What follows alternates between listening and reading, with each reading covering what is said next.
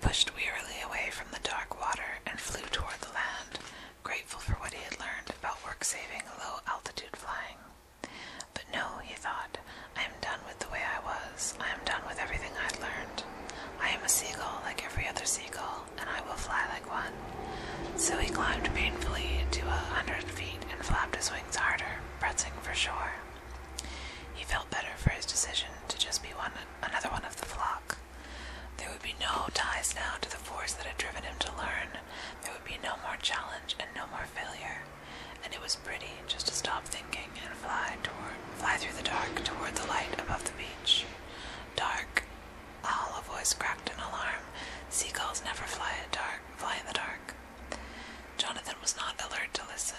It's pretty, he thought, the moon and the lights twinkling on the water, throwing out little beacon trails through the night, and also peaceful and still. Get down, seagulls never fly in the dark. If you were meant to fly in the dark, you'd have the eyes of an owl, you'd have charts for brains, you'd have a falcon's short wings. There in the night, 100 feet in the air, Jonathan Livingston Seagull blinked. His pain, his resolutions vanished. Short wings. A falcon's short wings. That's the answer. What a fool I've been. All I need is a tiny little wing. All I need is to fold my wings and fly on just the tips alone. Short wings. He climbed 2,000 feet above the Black Sea, and without a moment for thought of failure and death, he brought his forewings tightly into his body, left only the narrow swept daggers of his wingtips extended to the wind, and fell into a vertical dive. The wind was a monster roar at his head. 70 miles per hour, 90, 120, and faster still. The wing strain now at 140 miles per hour wasn't nearly as hard as it had been before at 70. And with the faintest twist of his wingtips, he eased out of the dive and shot above the waves, a gray cannonball under the moonlight. He closed his eyes to slits against the wind and rejoiced. 140 miles per hour, and under control. If I dive from 5,000 feet instead of 2,000, I wonder how fast. His vows of a moment before were forgotten, swept away in that great swift wind. Yet he felt guiltless, breaking the promises he had made himself. Such promises are only for the gulls that accept the ordinary. One who has touched excellence in his learning has no need of that kind of promise. By sunup, Jonathan Gull was practicing again. From 5,000 feet, the fishing boats were specks in the flat blue water. Breakfast flock was a faint cloud of dust motes circling. He was alive, trembling ever so slightly with delight, proud that his feet were under control. Then, without ceremony, he hugged in his forewings, extended his short-angled wingtips, and plunged directly toward the sea. By the time he passed 4,000 feet, he had reached terminal velocity. The wind was a solid beating wall of sound against which he could move no faster. He was flying now, straight down at 214 miles per hour. He swallowed, knowing that if his wings unfolded at that speed, he'd be blown into a million tiny shreds of seagull.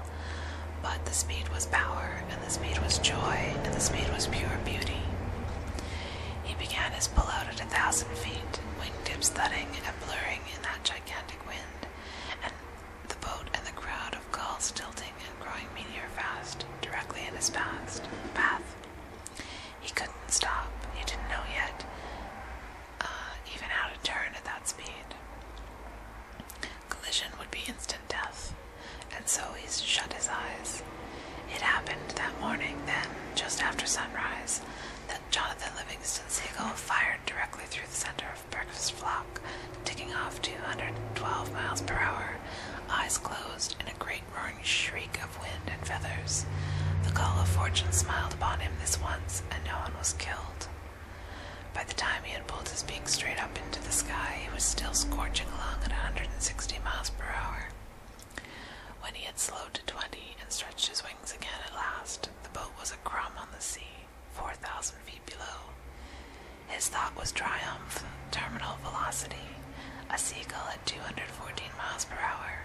It was a breakthrough, the single greatest moment in the history of the flock, and in that moment a new age opened for Jonathan Gull.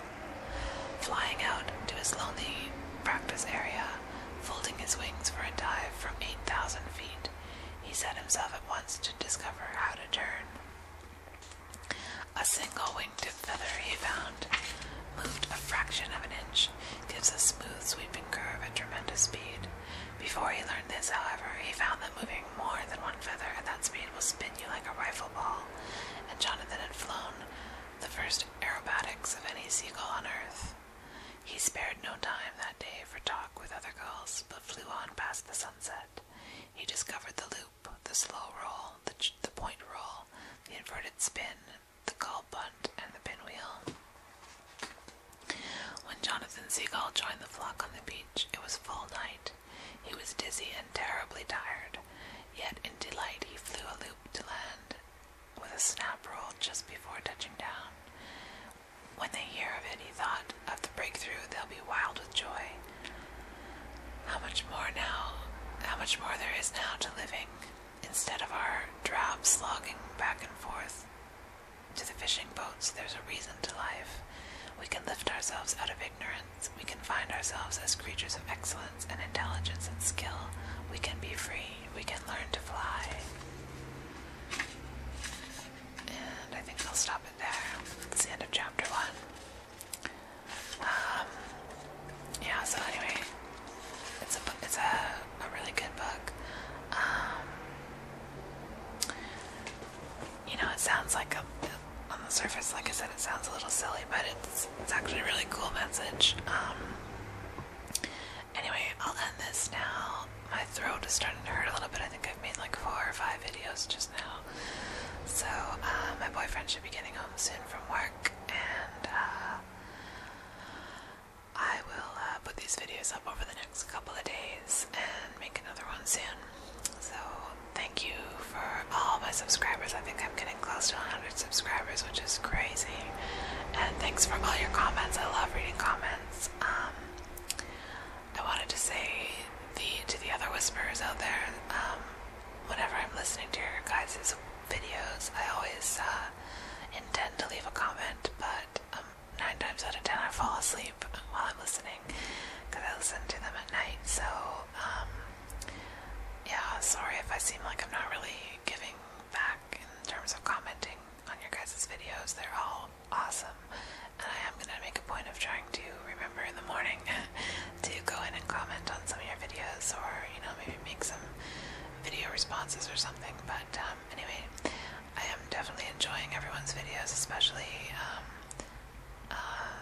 well, not especially, they're all great, but I really love Hush and JD's videos, and of course Whispering Live, and I've been listening to a lot of JD's videos, Whisper Head Drop, and I'm definitely going to listen some more and go in and leave some comments, because you've got some really cool videos, really interesting